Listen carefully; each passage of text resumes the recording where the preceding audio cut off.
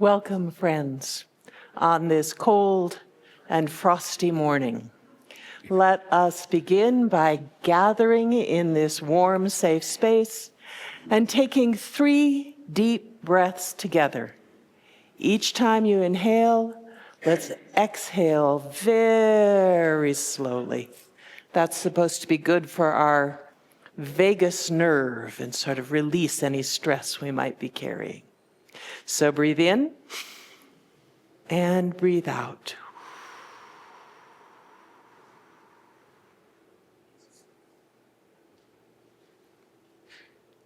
And breathe in and breathe out.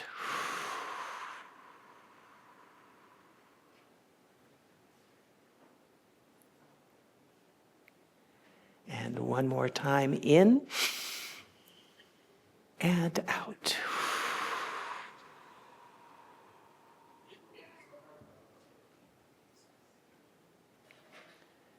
Thank you, friends, and welcome.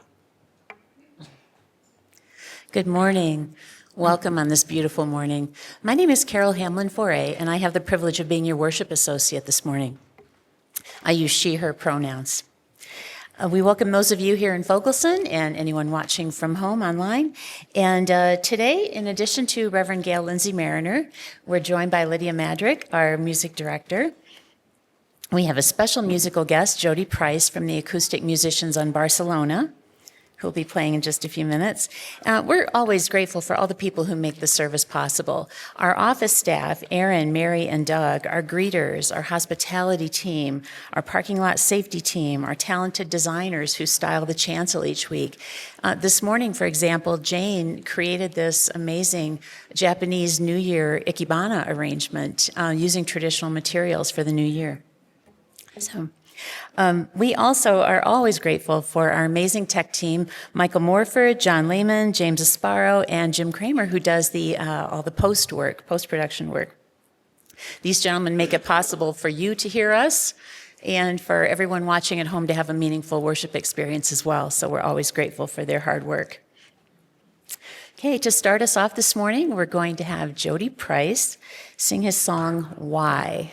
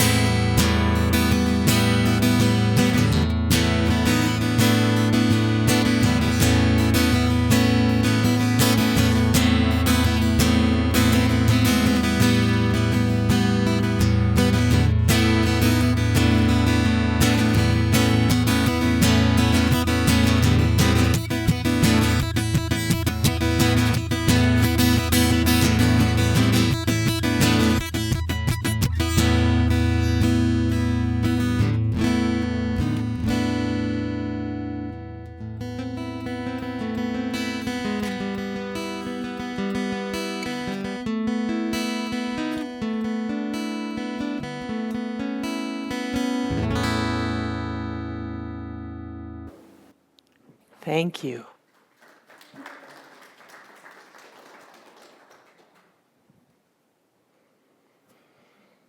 So our opening words this morning come from the Reverend Michelle Collins. Okay, now I know we've got a disconnection here and then a yes. And we need a cue from the tech team. We're good, all right. He's going to sneak out and retune and then come back. So all the interesting things that you got to figure out, the moving pieces in a service. So our opening words are titled Bearers of Hope and Resistance. They were written by the Reverend Michelle Collins, and they go like this.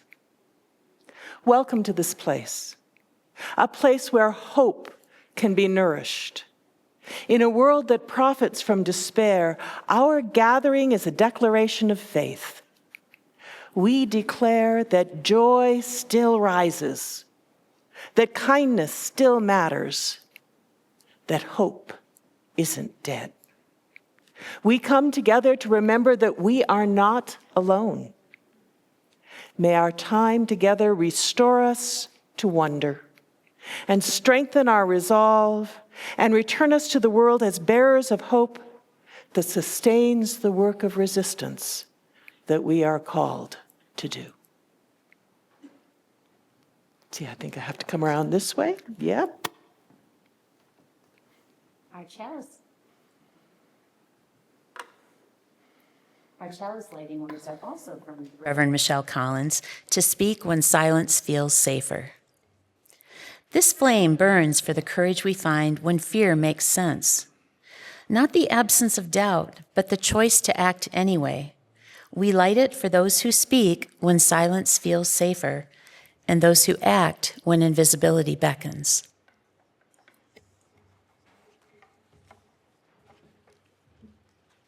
So,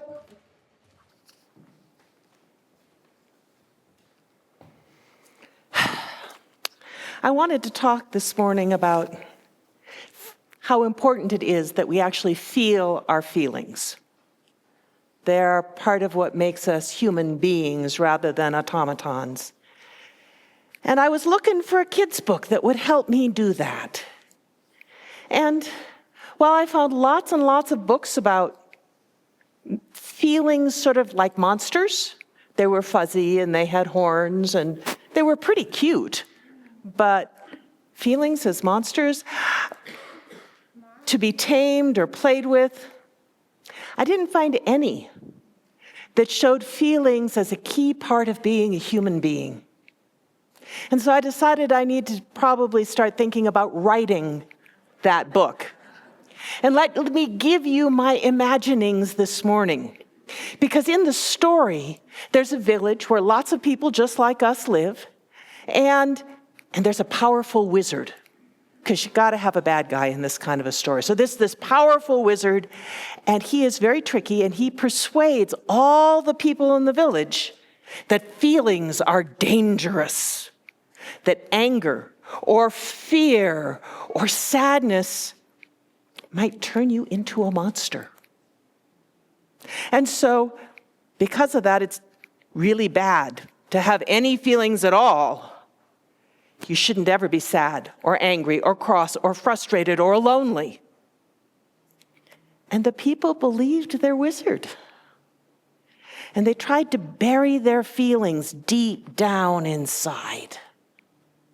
But when they do, we have to have a really good illustrator to help tell this story when I get that far. When they do, some weird things start happening.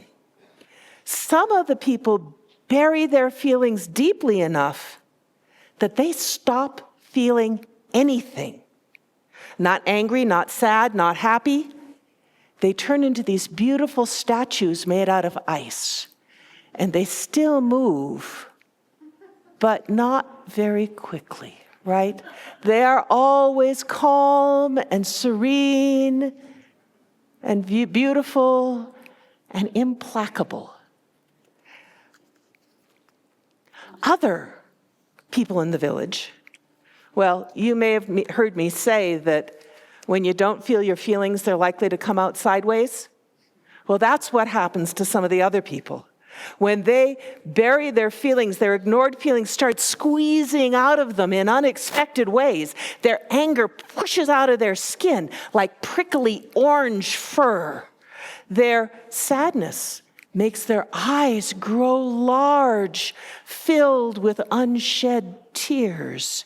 And when they're afraid, the fear that they stuff down deep in their bellies comes out of the tips of their fingers as long, sharp claws. Pretty soon, everybody is either so cold or so fierce that they can't even get close to each other. Now, I'm not exactly sure how this hinge happens between this village of people who can't feel their feelings and have become something that's not quite human, but I wonder. I wonder if what happens to transform these large, prickly monsters and frozen statues back into a village of human people who can laugh and cry and hug and go together to express their outrage to the wizard who sold them a bill of goods. I wonder if what might happen is one of the prickly monsters is stomping through the village and recognizes one of the beautiful, slow-moving, frozen, emotionless statues as someone who used to be a best friend. And the monster is so overwhelmed with remembering their friendship that one single tear escapes the monster's eye, right? And it lands, where shall it land? On the heart of the frozen statue? Lands on the heart of the frozen statue, who melts back into a warm-hearted person and who looks at this prickly, large-eyed, long-clawed monster and says, "I know you. We were friends." And of course, the monster is completely overwhelmed now, and we have some kind of I don't know if it's an explosion or an avalanche or a whoosh, where all of those prickles and tears and claws just sort of fall right off into a big heap of multicolored paint somewhere on the page. And that pair of transformations starts a chain reaction. And pretty soon, the whole village is filled with people hugging and singing and grumbling and being angry and heading towards the edge of the village where the wizard lives to give him what for, or her what for. You see, feeling our feelings in our hearts and with our bodies helps us know when things are okay, or really good, or really not so good, or maybe really wrong. When we feel our feelings and we share them with each other, well, we don't have to act them out in hurtful ways or stuff them down inside. Instead, we can be together, fully human, in community. So, Jodi's next piece is happily titled Myth Revisited.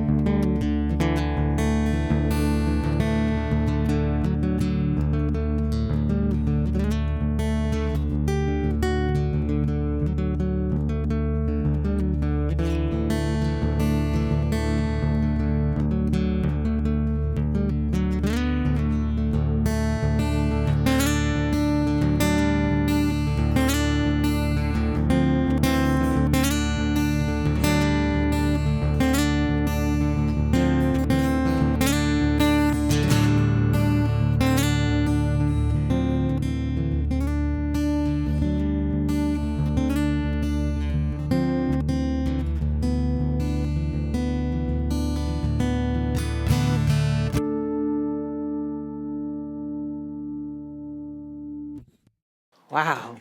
Okay. So we need a consensus here. Either we're going to applaud today or we're going to twinkle. Okay?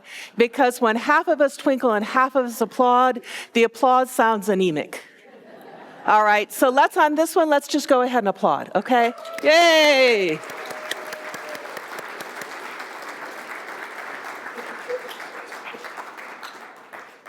But normally, we try to twinkle so that we don't disrupt the acoustic integrity of the service and the emotions that we're trying to build. All right, just so you know.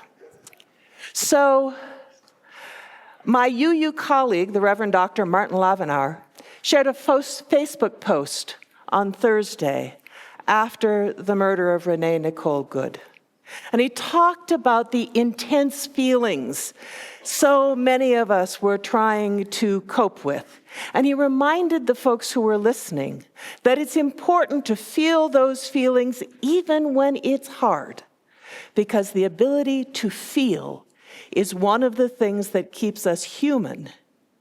And holding on to our humanity is an act of resistance in the face of government actions that dehumanize vast numbers of people.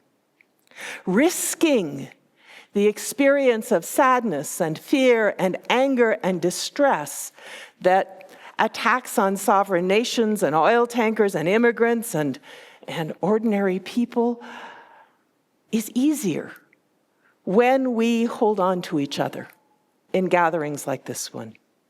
And grieving and raging together helps us avoid numbing out, and also helps us refrain from reacting without thought, both of which are things that wouldn't be wise. You know, if we refuse to numb out, then we remain alive and active and able to respond. If we choose how we're going to respond, then it's much harder for anyone to claim we're irrational and therefore an appropriate target that needs to be contained. Now, staying connected to our feelings is only one way of holding on to our humanity.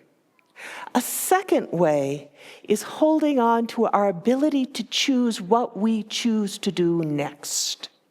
There are lots of forces out there, even in the best of times, that would like to guide your choices. Advertisers, for instance, and corporations focused on profit. Special interest groups who are advocating worldviews that privilege some people and subjugate others. These groups want you to support their choices without even consciously knowing what their choices are. And they do this quite often by manipulating how easy or hard it is for you to make a choice between one thing and another. If we're on autopilot, it's easy to go with the path of least resistance rather than make a thoughtful and considered choice that might be, well, have a little more friction built in. Indeed, there's an entire industry out there working to make your online experience as frictionless as possible. That way you keep swiping and shopping and spending your money and your time and your attention without even noticing that that's what you're doing. It's what I think of as the Teflon strategy. Set it up so that thinking just slides right off. The goal is to make your compliance so effortless that you barely notice that you're complying. The algorithms that control your news feed and media outfit, and the media outlets that you watch, and the media outlets that manipulate language and disseminate misinformation are examples of this attempt to make compliance effortless.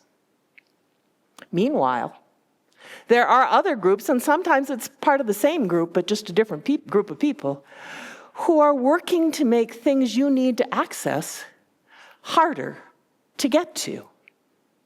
Many insurance companies these days seem bent on limiting access to care by limiting and denying coverage, or having really complicated paperwork and pre-certifications and all of these extra steps before they'll cover your care.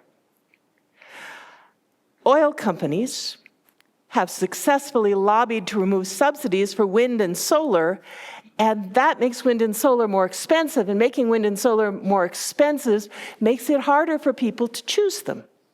That's a friction strategy. There are political groups out there who would like to keep people in certain demographics from voting. And so they're doing a number of things, like decreasing the number of polling places and limiting absentee, early, and mail-in ballots and requiring additional forms of ID. And the most recent one is to change how your mail is postmarked. Did you know your mail used to be postmarked as soon as you mailed it, right? As soon as it got to the post office. Now it's not going to be processed or postmarked until after it's been completely processed. What that means is if you're paying taxes or if you are sending in a mail-in ballot and you don't get it there 24 or 48 hours ahead of time, it might be marked 2 days later, and you might not get counted.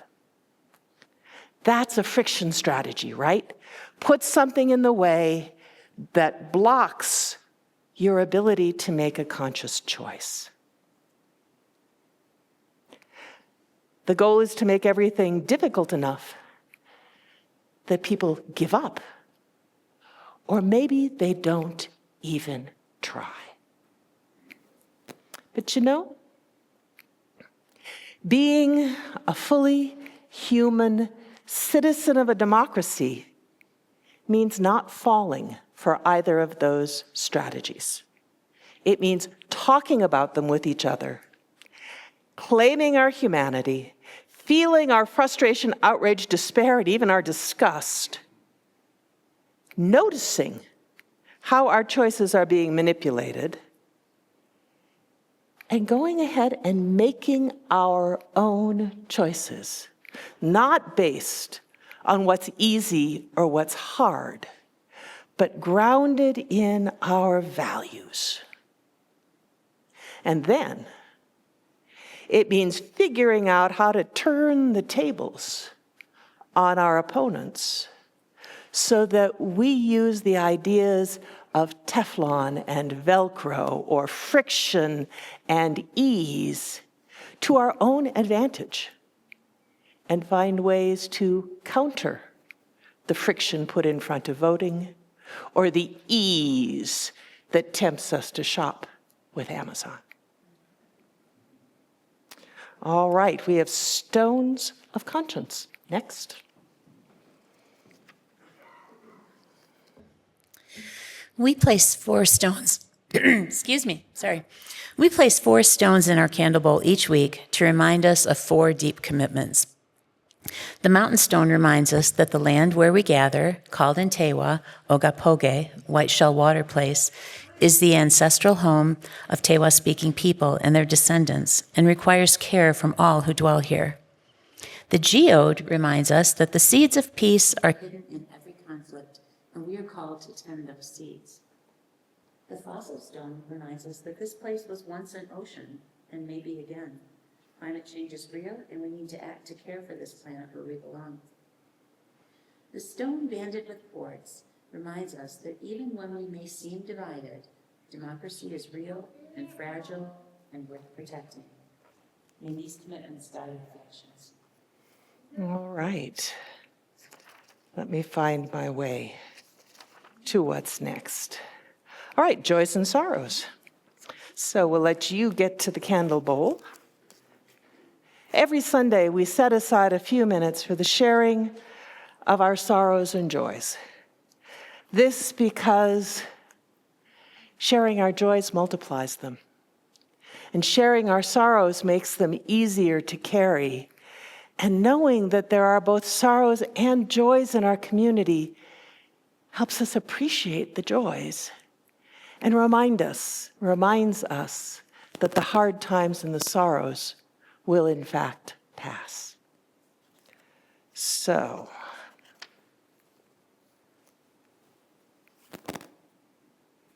no joys in the book for January 11th? Okay. Because I think, yes, the others are from last week. But we have joys even when we don't share them, and sorrows when we don't share them. So light at least one candle for each.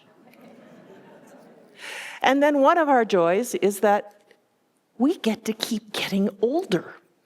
Now, not getting older, while it sounds hypothetically like a good thing, is actually not a good thing, right? So, we celebrate the birthdays of a number of folks in our congregation. Catherine Salveson, Joyce Budai, Ann Morgan, and Ann Hume are all celebrating this week. Please stop at the card writing table in the foyer and sign a few birthday cards. We're so glad they're getting older and are hanging out with us. Another joy here at UU Santa Fe is the fact that people come to Santa Fe and then they come and visit us. Or people live in Santa Fe and they go, oh, maybe I'll go visit them. And they show up in our sanctuary, and we are delighted they are here. So if you are visiting today and you are so moved, when I call your hand, you are welcome to, or call your name, you are welcome to raise your hand and wave, or not. The choice is yours. We might still say hello and greet you afterwards, and that would be lovely. We hope you'll stay for coffee and maybe for the program that is happening today at noon. So we have David and Eva from Santa Fe. Yay, welcome. We have Slade, who's from El Dorado, where it was 5 degrees yesterday morning, according to my thermometer. We have Bonnie from Colorado. Bonnie, welcome. And we have Matt from DC. Matt, are you here? Yay, welcome. It is lovely to have you with us this morning. All right, so let's light one more candle, because we can. And then let's sing Spirit of Life, which is number 123 in the gray hymnal, if you would like to have the words available.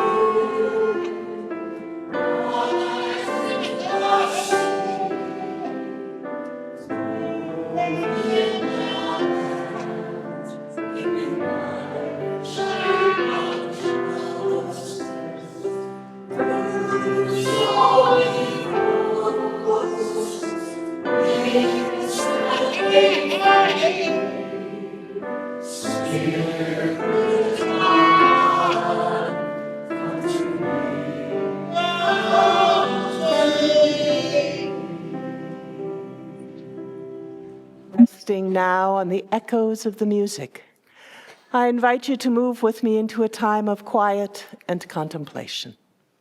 I invite you to close your eyes if that's comfortable for you, to take a deep breath, one more deep breath, and to let your body relax.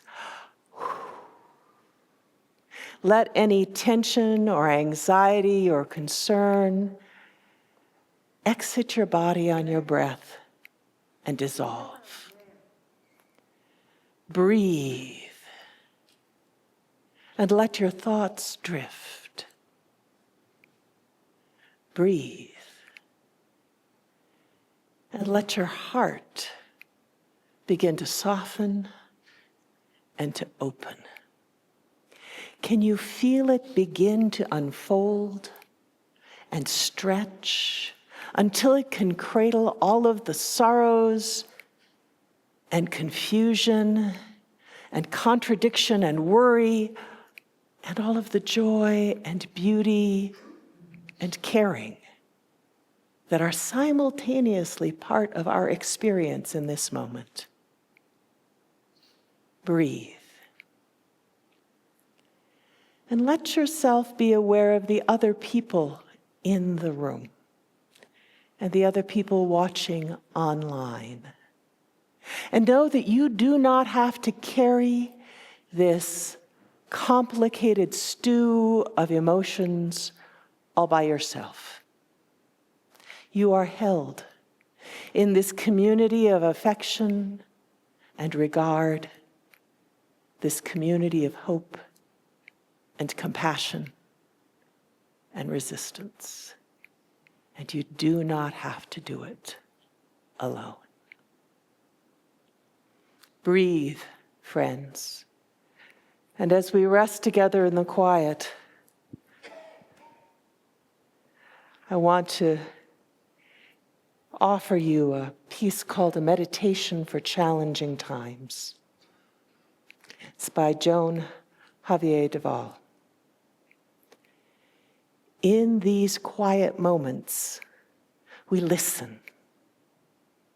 We listen between the cacophony of distractions pulling us towards untruth and falsehood. We listen amidst the cries of desperations of "we've had enough."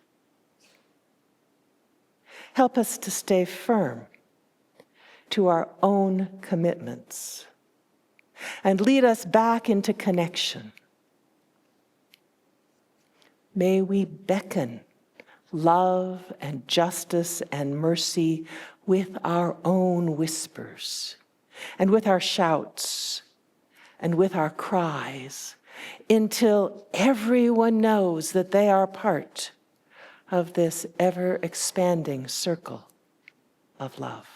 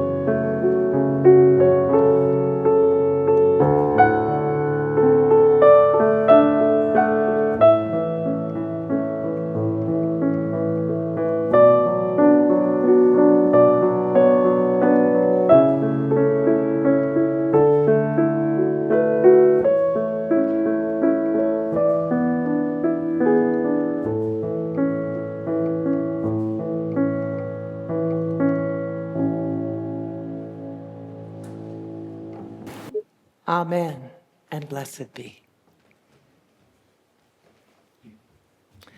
I have it written down. You do okay. So we have a unison reading next. It's number 580 in the Gray Book. and Carol is going to lead us. Yes. Again, in the back of your gray hymnal, it's number 580. And in the spirit of connection and community, we'll read this one together.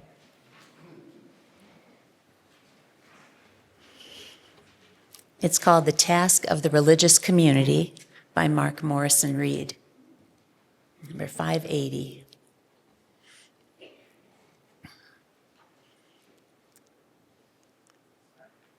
Okay. All right. Please read with me. The central task of the religious community is to unveil the bonds that bind each to all. There is a connectedness, a relationship discovered amidst the particulars of our own lives and the lives of others. Once felt, it inspires us to act for justice. It is the church that assures us that we are not struggling for justice on our own, but as members of a larger community. The religious community is essential, for alone our vision is too narrow to see all that must be seen, and our strength is too limited to do all that must be done. Together, our vision widens, and our strength is renewed. Thank you. So, growing up in Minnesota, we had lots of weather, kind of like the weather we've been having the last couple of days. And I grew up cross-country skiing. This was back in the day where we used wax on our skis to adjust the slipperiness and the traction on different kinds of snow and in different temperatures. And so the kind of wax, the blue wax you would put on your skis when it was really cold and the snow was really powdery was quite different than the green wax that you would put on your skis when things were kind of warm and wet and clumpy. We were intentionally adjusting the balance between the push of the one ski and the slide of the other, between the traction that we got on the snow pushing back and the glide we got going forward, between more resistance and less resistance. So this morning, I want to suggest that as we work to navigate what's going on in our nation, we might be thinking about how we might manipulate social and community friction to our own advantage, just like I used to do with the wax on my skis when I was a kid in Minnesota. How is it we could increase friction to make some things harder for folks trying to profit from the suffering of others, and decrease the friction to make things more bearable for folks who've been targeted? How do we push and slide? How do we resist and glide? Now, there's some really obvious examples out there of how we do this, and it's pretty easy if you start paying attention to this idea of friction to identify them. Helping people register to vote early, providing rides to polling places, protecting mail-in ballots and making sure that people get them to the post office several days before the deadline. These are strategies for reducing friction. And for reducing the friction that is being added to make voting hard and to reduce voter turnout. And we know how to help with this. Our social justice teams are spot on with helping get out the vote and making it easy and accessible for people to vote. Contributing to organizations bringing lawsuits against illegal behavior is a friction strategy, right? It's stalling things and stopping things and blocking things temporarily and then blocking them again and blocking them again. That's a friction strategy. So are marches and lawn signs and bumper stickers and letters to the editor and vigils. Friction, outrage, pushback. That's what we call it, right? Pushback, resistance. Even boycotts are friction, right? Because, well, and they're hard to do because they make it easy, and there's some challenges finding other places to get what you want to get without sliding into that easy compliance. Now, friction can also be thought of as traction, right? That's what you get with that back ski pushing you forward, traction. And so letters and calls and emails to your elected officials, to our elected officials, can create the kind of traction that gives our representatives and senators something to push against as they propel our causes and our choices and our values and our vision forward, all right? It's crucial that our elected officials be able to say, I have no choice. My constituents demand that I do this. It's a power that we take for granted and don't take advantage of nearly enough here in our state capital. Art and music are on the frictionless side of resistance, right?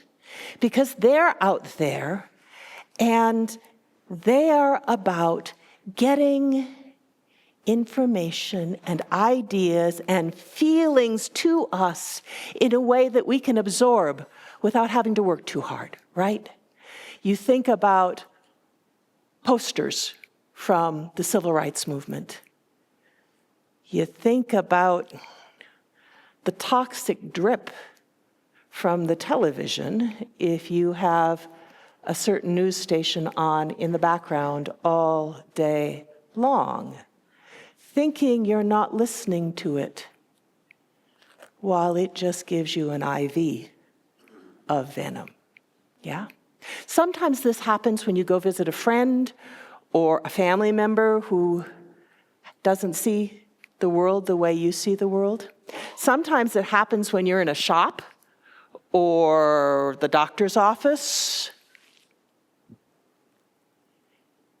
You can put a little friction in your response, and you can say, you know, I don't hear all as well as I used to, and I'm finding it really distracting having that station on in the background. Could you turn it off, please? And at least they will turn it down. Quite often, they will turn it off. And here's what I notice when I've asked people to do this. They forget to turn it back on. And even a little bit of time where you and the people who are around you get to think for yourself rather than having someone else's agenda spoon-fed to you can be helpful. Now, I'm not saying that you shouldn't listen to the news, just that you should curate your news media very, very carefully, all right? Now, our state legislative session starts in a week, the day after Martin Luther King, and I hope to see you all at the Martin Luther King NAACP event at noon at the Roundhouse in the Rotunda on Martin Luther King Monday. That, for me, is the beginning of the legislative session.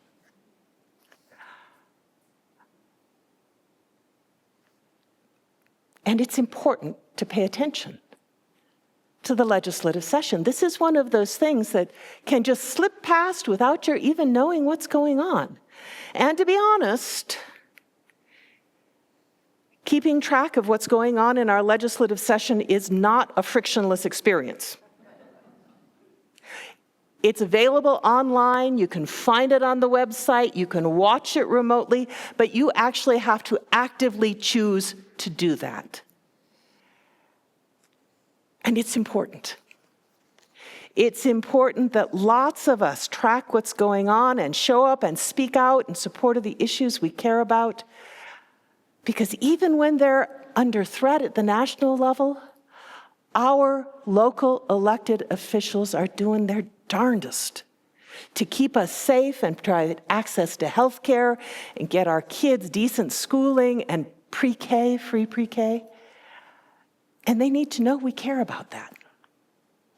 And you can send a letter, that's fine, or an email, but there's something kind of magical sometimes about showing up and getting to speak your piece. You see, one grain of sand on the road after an ice storm is not going to provide sufficient traction to let you control the direction you want to travel. It takes lots of grains of sand, lots of letters, lots of signs, lots of contributions and conversations and marches and rallies and vigils and boycotts and votes to create the kind of positive traction we need in order to move forward together towards the future that we would like to see, rather than sliding off the road as we seem poised to do. So there's a lot there, but really I'm only asking you to do two things today.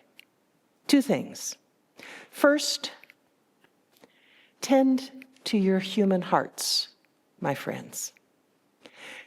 Let yourself feel your feelings, and if that means creating a special space or time or lunch date or phone call where you can rant and cry, go ahead and do that. And second, start watching for how friction is being manipulated in your life. Notice when things are frictionless and super easy. Notice when there are obstacles put in the way to make things hard. And ask yourself, who does this friction or this ease benefit? And if the friction or the frictionlessness are benefiting what we sometimes call the principalities and powers who do not have our best interests at heart, what can you do about that? How can you resist? How can you choose to respond from your own values and act with intention, despite the ease or the complexity of the offered choice? I don't have clear answers for this. I just started thinking about friction and frictionlessness a month ago. So what I want to invite you to do is just notice to begin with. Where are things easy? And where are they hard? And how might I do something unexpected that creates ease or friction by centering love? Now, I mentioned this last Sunday. I'm going to mention it again, forewarning. Next Sunday, I invite you to do something unexpected for a Unitarian Universalist congregation. In tribute to the Reverend Dr. Martin Luther King Jr. and the activists who worked and marched and died with him, I invite you to show up as your most civilized and dignified human self, wearing your most dignified apparel. If that happens to be inspired by the fashions back in the civil rights movement, awesome. But if it just happens to be your sensible shoes and your most comfortable, elegant, useful, pragmatic jacket, sweater, then that's fine too. One of the ways our forebears caused friction was to show up in their fully human selves, dressed in ways that signaled their full humanity, in order to make it difficult for their opposition to pretend that they were not human. And so, wear your most human and civilized garments to church on Sunday, and then we might choose to also wear them to the Martin Luther King Day celebrations at the Roundhouse on Monday. Thank you. All right, let's see. I'm supposed to let you know that we have a song. It's 10:23 in the Teal book, Building Bridges. And let's sing it through. I'll have to actually look at the book and see how many parts it has. 4. Well, we're not going to try and do 4, so let's just do 2. One half and the other half. Let's sing it through once together, and then let's see if we can sing it twice together as a round. 1.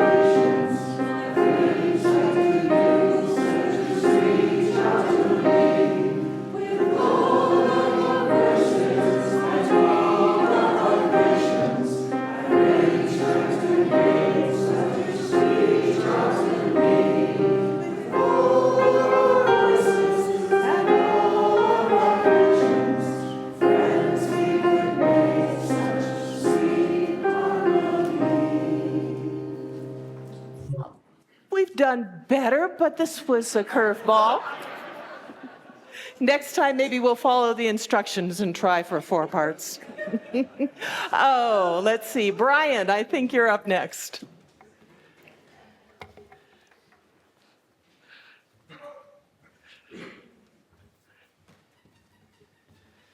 Good morning.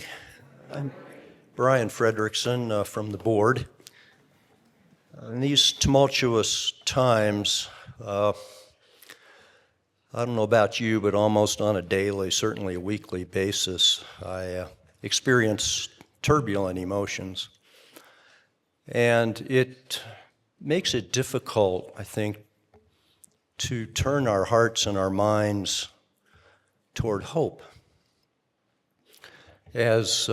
And that's one reason why I love coming to UU Santa Fe, especially on Sunday mornings. This is a hope-filled place. It's like poet laureate David White said. He said, it's like turning sideways into the light. A Benedictine brother, David Steindl-Rast, wrote, "Everything is a gift. The degree to which we are awake to this truth is a measure of our gratefulness, and gratefulness is a measure of our aliveness." It is in that spirit of gratitude that we will collect our morning offering this morning. Thank you.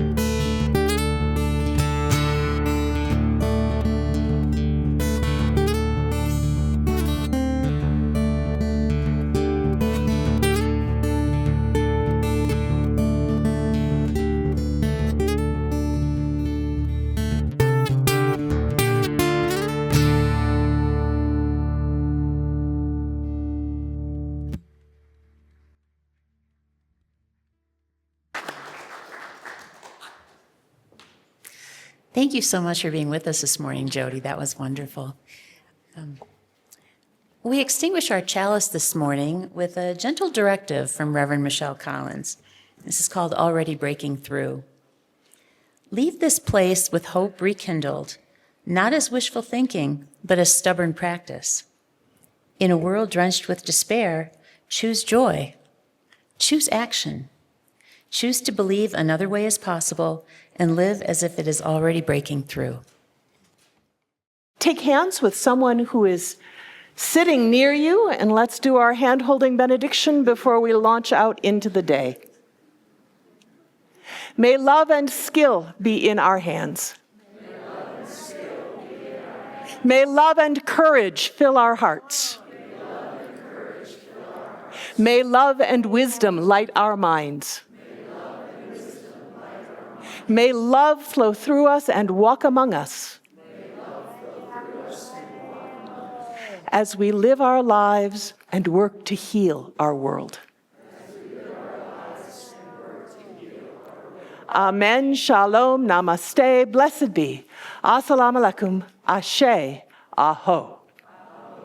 All right, turn and greet your neighbors, friends, and go have lunch. Thank you for joining us today, friends. We hope that you enjoyed today's service. Please take a little time and explore our website and visit our online welcome table if you'd like to know more about us. Otherwise, we'll see you next Sunday morning. Stay in touch and be well.